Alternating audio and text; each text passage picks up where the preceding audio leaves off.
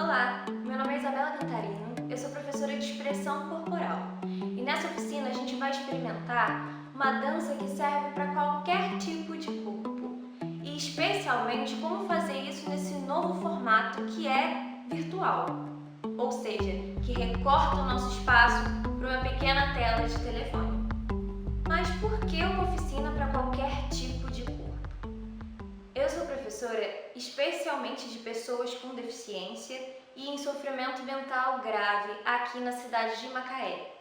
Eu já tive experiência com pessoas que usam cadeira de rodas, pessoas que têm uma mobilidade diferente em determinadas partes do corpo, e com isso eu tive que pensar numa oficina que pudesse abranger qualquer pessoa, para que qualquer pessoa com qualquer corpo pudesse participar.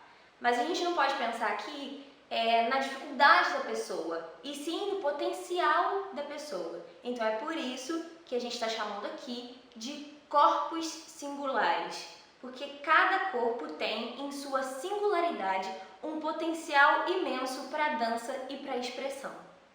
E por que espaço virtual? Bom, porque a gente foi pego de surpresa numa pandemia em que a gente teve que se reinventar, procurar novas formas de lecionar, novas formas de nos relacionar e novas formas de pensar a nossa dança através de um outro formato. Pensando em espaço, antes a gente tinha um espaço amplo, de uma sala enorme em que a gente podia dançar pela sala inteira, pensar em espetáculos para um formato de palco em que a gente tinha que ocupar todo o palco, ou pelo menos que os nossos movimentos fossem abrangentes o suficiente para pensar tudo amplo. Agora isso mudou. A gente pode sim continuar pensando no movimento técnico, a gente pode continuar pensando na abrangência do movimento, mas se a gente pensar numa criação que é para um espaço virtual, ou seja, para o formato do telefone, o próprio formato do telefone recorta o seu movimento nas diferentes distâncias em que você se posiciona em relação a ele. Como assim? Então, por exemplo, quando eu lidei com pessoas que, quando atendiam o telefone, só conseguiam mostrar sua testa ou tentavam ficar olhando para a tela do celular, eu tive que mostrar que existe uma diferença entre pensar dança para um palco e pensar dança para um telefone. Como é que eu vou dar aula só para uma testa? Como é que eu vou pensar em, larga tudo, vamos fazer um alongamento? Não tem como. Então, o espaço precisa ser entendido de uma outra maneira. E foi aí que eu pensei o seguinte, bom, vamos nos relacionar com essa distância e com esse espaço que o telefone tem, né? Então aqui a gente percebe que a gente tem um espaço recortado na vertical, e geralmente a gente, quando liga para alguém ou faz uma aula por videochamada, é nesse espaço que é vertical. Então, se a gente quer pensar uma dança mais ampla, uma dança que é próxima ao formato de sala de aula, a gente precisa pensar isso mais distanciado. O mais distanciado possível do telefone, colocando o telefone em algum lugar apoiado, fora da nossa mão, e pensar nesse espaço de distância. Agora, se eu quero pensar numa coisa mais aproximada, numa coisa com maior relação, maior intimidade, eu tenho que pensar cada vez mais próximo do telefone. E isso restringe a nossa quantidade de movimentos, ou a nossa amplitude de movimentos. Porque se eu fizer esse movimento com a minha mão aqui para a câmera do telefone, é uma coisa. Na sala de aula eu podia fazer isso aqui, né? E todo mundo via a minha mão. Agora eu não posso mais. Se eu continuar fazendo isso aqui, ninguém vê que movimento eu estou fazendo com a minha mão. Então eu tenho que mostrar a minha mão para a câmera. Gente, parece uma bobeira, mas infelizmente a gente precisa pensar assim, porque o espaço mudou. E o espaço mudando, ele recorta o nosso espaço real. Então vamos chamar aqui de espaço real, que é todo esse espaço que a gente está lidando, e espaço virtual, que é o que a gente vê na tela do telefone, que é o espaço que o telefone recorta. Então eu tenho que fazer uma escolha. Eu vou dançar pensando no espaço real ou eu vou dançar pensando no espaço virtual? Tá, então vamos pensar aqui esse nosso espaço através das propostas de Laban, e vamos sentir a diferença que tem entre esses espaços. Por exemplo, se eu penso que aqui, esse ponto onde eu tô, ele é o meio. Então, se eu vou para frente, naturalmente, isso me aproxima do telefone. Se eu estivesse em um palco, por exemplo, isso me aproximaria da plateia, mas não de uma forma tão íntima, a não ser que eu descesse do palco, chegasse até a poltrona e me aproximasse rosto a rosto com a pessoa. Aqui, no telefone, a gente acaba criando uma relação de proximidade muito íntima. Então, se é isso que eu quero causar, a frente acaba me gerando uma proximidade com a pessoa. Meio, trás, isso me gera, consequentemente, um distanciamento. Então, eu posso pensar esse espaço com deslocamento para frente, com deslocamento para trás. Eu posso pensar esse espaço com deslocamento para os lados, sendo que o meu espaço de deslocamento para o lado está reduzido. Então, eu posso até criar uma brincadeira de sair desse espaço em que eu me vejo no telefone. Então, direita e esquerda. Eu posso também me atentar que tem telefones que espelham a nossa relação. Então, às vezes eu estou falando direita aqui, mas você está vendo esquerda aí, porque às vezes o aplicativo que você está ou a própria câmera do seu telefone muda os lados. Então, atenção a isso se você for lecionar para alguém e for explicar direita e esquerda e você está, né, no outro lado. A nossa relação com diagonal aqui também mudou. Por quê? Apesar de ser a mesma ideia, a relação acaba aparecendo encurtada no telefone. Então, se eu penso aqui, diagonal direita frente, meio. Diagonal esquerda frente, meio. Então, vamos ver a diferença aqui. Frente, meio, direita, meio, esquerda, meio, diagonal direita frente, meio, diagonal esquerda frente, meio. Se eu penso isso com os braços, frente, lados, diagonais, ok? Ou seja, pensando nos nossos deslocamentos, a gente pode pensar nessa brincadeira de diagonal, mas a diferença aqui, ó, é completamente diferente quando a gente pensa em um grande palco em que a gente tem um enorme deslocamento para frente, um enorme deslocamento para trás, um enorme deslocamento para o lado, e a diagonal é bem mais definida. Mas uma coisa que a gente pode pensar é a relação de diferentes planos.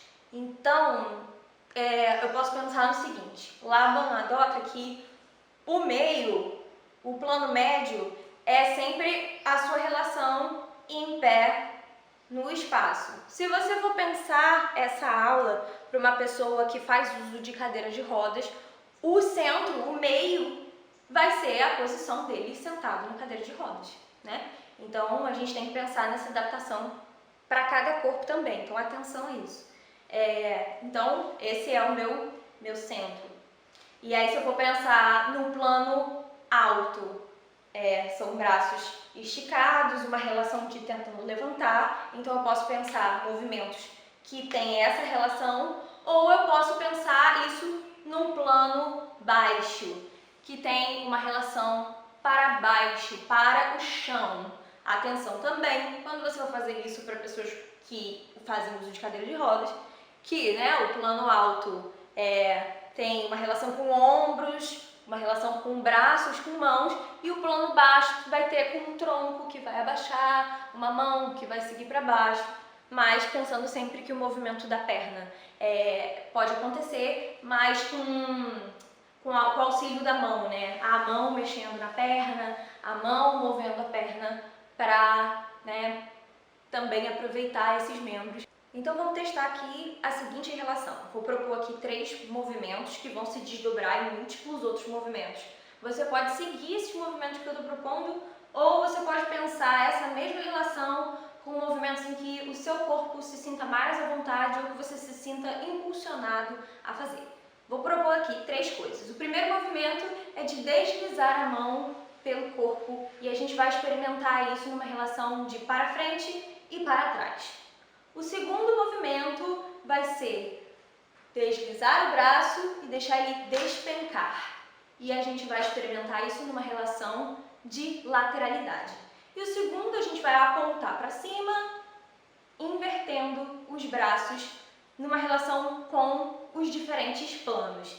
Se você for uma pessoa que faz uso de cadeira de rodas, você pode pensar isso numa relação com o seu tronco, não necessariamente num deslocamento pelo espaço, ou você pode pensar isso até impulsionando a roda, tanto para trás quanto para frente, e soltando e vendo, né, em relação com o espaço que você tem, o que é possível desse impulso gerar para você. Tudo bem? Então vamos testar aqui. Deslocamento para frente, percebe a relação de proximidade, deslocamento para trás, distanciamento. Eu vou esticar meu braço no limite do telefone, deixar cair, limite do telefone, deixar cair, esquerda, direita, para cima, o braço enquanto o corpo desce para o plano baixo, plano alto, pensando em cima, plano baixo e o braço vai para o alto, plano alto, pensando em cima. Ok. Se eu faço isso mais próximo do telefone, por exemplo, a minha mão não pega, mas eu tenho uma relação aqui, ó, de proximidade com quem tá me vendo. Ok. Vamos pensar outra relação então com o espaço? Que se a gente achatar o nosso espaço, essa proximidade com o telefone, e pensar esse retângulo aqui como um formato de espaço. Então, por exemplo, a gente pode pensar as diferentes relações aqui, né, nesse retângulo. Então, por exemplo, eu posso pensar que aqui é o meio, certo? O centro do retângulo. E eu posso pensar isso para cima, para baixo, lateral, lateral. Posso pensar isso em diagonal, diagonal, diagonal, diagonal. E eu posso pensar qualquer movimento pensando nessas diferentes linhas. Ok? Para cá. Meio. Para cima, baixo, lateral, diagonais. Certo, né? Estamos criando aqui um vocabulário para a gente pensar esse espaço virtual. Pensamos até agora na relação corpo com espaço nesses diferentes espaços, que é o espaço virtual e o espaço que a gente está chamando aqui, né, de real. Vamos adicionar mais um fator aqui. Vamos adicionar o fator velocidade. A gente pode pensar em tempo, mas mais especificamente vamos pensar aqui em velocidade. A gente pode pensar movimentos que são numa velocidade mais lenta, mais ralentada, uma relação com o seu ritmo e numa relação acelerada. Certo? Uma coisa boa para se prestar atenção é procurar pensar qual é o seu ritmo. Se você está dando algo para alguém, você pode prestar atenção qual é o ritmo daquela pessoa. Não que as pessoas vão ter o mesmo ritmo em todo o tempo de sua vida e até mesmo no seu cotidiano. Mas você vai perceber que tem pessoas que têm mais afinidade, mais vontade de experimentar movimentos que são mais acelerados. Pessoas que, inclusive, fazem suas atividades de forma mais acelerada. E pessoas que naturalmente vão gostar de experimentar movimentos com uma relação que são um pouco mais lenta, né? E a partir daí você vai criando o seu referencial. E aí você pode ir explorando, tudo bem, a sua relação é um pouco mais lenta, mas como seria a sua relação mais acelerada? E o que isso gera para quem está te assistindo? Ou o que isso gera para você mesmo que está se assistindo? Vamos pensar isso aqui no telefone. Velocidade lenta, bem ralentada. Velocidade comum e rápido. Ok, pensando isso, que o ombro pode acompanhar o peito. Rápido. Lento.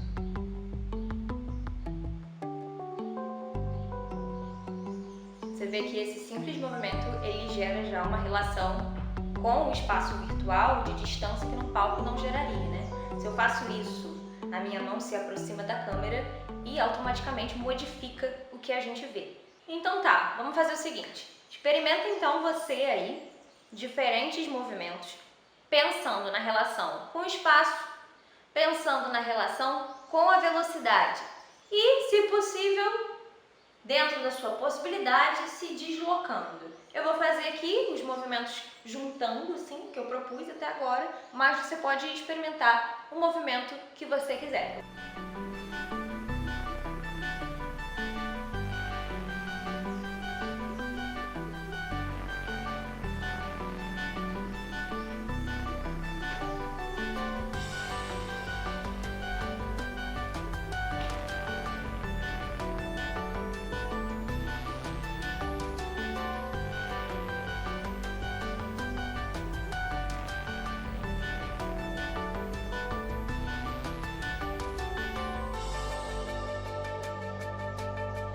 Ok, vamos acrescentar mais um fator aqui, né, nesse nosso vocabulário, que é mais um fator de Laban. Aliás, todos são, porque Laban pensou em tudo, mas vamos adaptar aqui ao que é possível. Fator força ou peso, cada um tem uma tradução que você preferir. Vamos pensar aqui então que bailarinos, geralmente bailarinos clássicos, fazem uma força incrível numa parte do corpo, mas o rosto está sempre pleníssimo, como se não estivesse fazendo força nenhuma, como se, isso aqui é fácil para mim. Aqui nessa nossa relação com a parte digital, com a era digital, a gente precisa pensar isso de uma forma mais intensificada, pensando em mostrar realmente se eu estou fazendo força, se eu não estou fazendo força. Eu quero ver como é que isso vai sair, como é que isso vai ser visto para a câmera, pensando isso de uma forma também mais contemporânea, né? Trazendo isso para a dança contemporânea, para a expressão corporal. Então vamos pensar no seguinte movimento aqui. Eu posso pensar um movimento, como por exemplo esse movimento, com pouca força, né? Ele não tem quase força nenhuma. Ele fecha e abre. Eu posso pensar isso numa velocidade acelerada e eu posso pensar isso numa velocidade bem lenta, né? O fator anterior que a gente pensou. Não necessariamente o que é rápido é pesado e o que é lento é leve. São 4 coisas diferentes que podem ser misturadas, o que geram coisas completamente diferentes. Então, vou pensar em outro movimento aqui. Se eu pensar na relação de empurrar, eu posso empurrar isso leve e lento. Fica mais um cortando o ar, né, do que empurrando. Eu posso pensar isso lento, mas com bastante tônus, ou seja, com bastante força. Eu posso pensar isso com bastante força e rápido.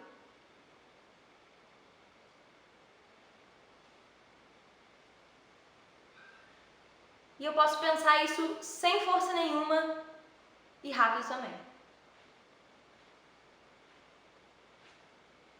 A qualidade de empurrar acaba se perdendo. Mas nesse caso, o que nos interessa é que a gente pegou uma frase, uma palavra, né, um verbo, e aí ele impulsionou a criar alguma coisa. Antes de juntar tudo isso que a gente fez agora naquela sequência, deixa eu trazer aqui uma curiosidade. A gente pode até pensar isso como um fator, se você quiser. Laban não trouxe isso, mas vamos pensar isso aqui em relação com o virtual. A gente pode pensar que o nosso corpo ele tem um fator que provoca determinada visibilidade no espaço. O que eu quero dizer com isso?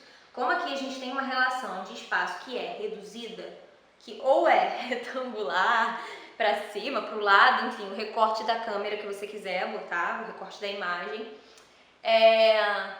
a gente pode usar o nosso corpo como um fator que limita ou amplia a visibilidade. Por exemplo, eu posso escolher uma determinada parte do meu corpo, por exemplo, a mão, para limitar o que está sendo visto nesse espaço. Por exemplo, aqui se vê entre as frestas da mão, para cá. uma proximidade da mão maior com a câmera do telefone, eu vejo entre os espaços. Então essa dança ela pode acontecer no espaço em que você altera a visibilidade através do seu corpo. Eu posso pensar isso também recortando parte do meu corpo. Eu quero que a visibilidade seja só do meu olhar. Então eu vou bem próximo e vou dançar, não sei, só com o olho. Ou só com a boca. Não sei. Você pode pensar isso da maneira como você quiser. Ok? Visibilidade. Então vamos lá, vamos pensar aqui em mais 3 coisas de visibilidade para a gente acrescentar. Então eu vou manter essa primeira, que é a mão, que recorta o telefone e dançando entre os espaços. A segunda que eu vou manter é a boca, e aí a gente pode pensar diferentes movimentos com ela. E a terceira vai ser o braço. Ok? Então tá, vamos juntar aqui todos esses movimentos que a gente fez e vamos ver até agora como é que isso fica, certo? Acabou virando uma mini sequência pensando nesses fatores, nesse espaço, nesse vocabulário aqui que a gente está pensando para o virtual.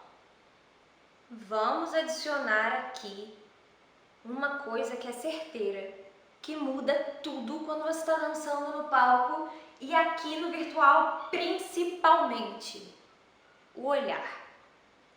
Um olhar muda tudo. Todo mundo sabe disso. Só que a gente pode pensar isso aqui como uma qualidade consciente, até que isso vire inconsciente. Mas isso pode ser marcado também. Por exemplo, eu posso pensar nesse olhar como um olhar ativo. Um olhar que eu estou mirando e que eu sei o que eu estou vendo. Eu sei o que eu quero olhar. Meu olhar está ativado. Mas eu posso pensar esse olhar como um olhar passivo. Ou seja, disperso, que não está olhando para nada, ausente. E lembrando que quando se trata de um telefone no formato selfie, se eu olho para mim é uma coisa e se eu olho para a bolinha da câmera é outra coisa.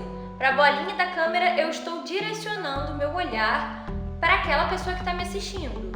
Se eu olho para mim, eu estou direcionando só para mim. Então, tenha isso consciente na hora de escolher o que você vai fazer. Pensando isso para cá, um olhar ativo e um olhar passivo. Ok? Então vamos à sequência, até que enfim. Esses são os movimentos que eu pensei aqui até agora. Se você me acompanhou nesses movimentos, você pode seguir a sequência, fazer junto. Você vai ver que tem alguns fatores aqui que vão influenciar. Ou, se você pensou isso seguindo os seus próprios movimentos, coloque todos esses movimentos juntos e você vai ter aí já uma sequência pronta. Ok? Então vamos lá.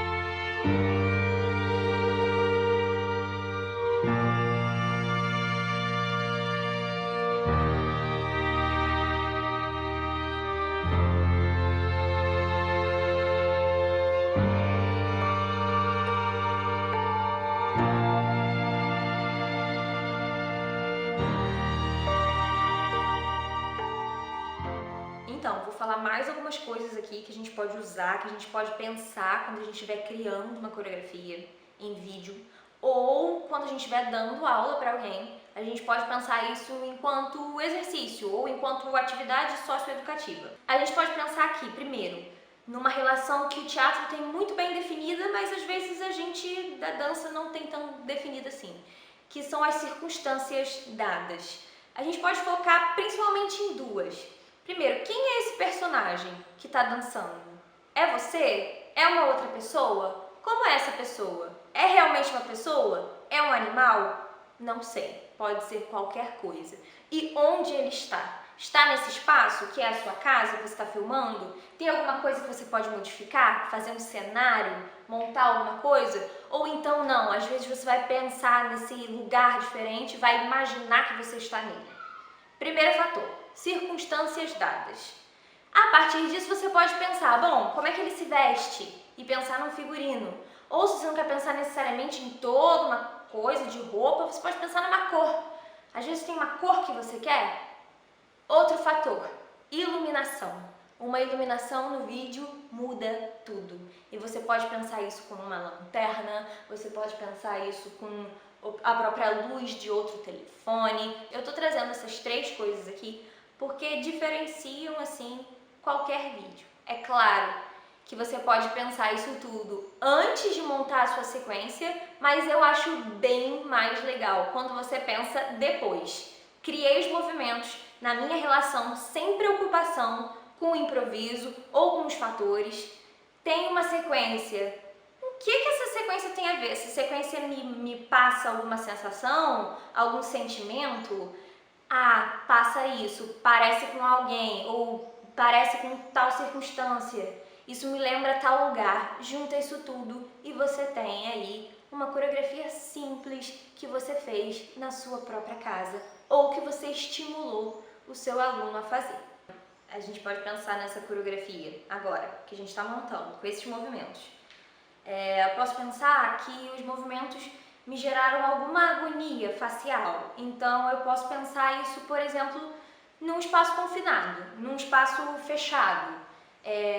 Posso pensar de repente que esse personagem está agoniado por estar nesse espaço fechado. Sei lá, inventei isso agora. Então, a partir disso, eu vou pensar nessas coisas que eu disse agora, nessa ideia que eu tive agora, através desses movimentos que a gente fez aqui agora, e eu vou mostrar o resultado disso tudo para vocês. Então, vamos ver?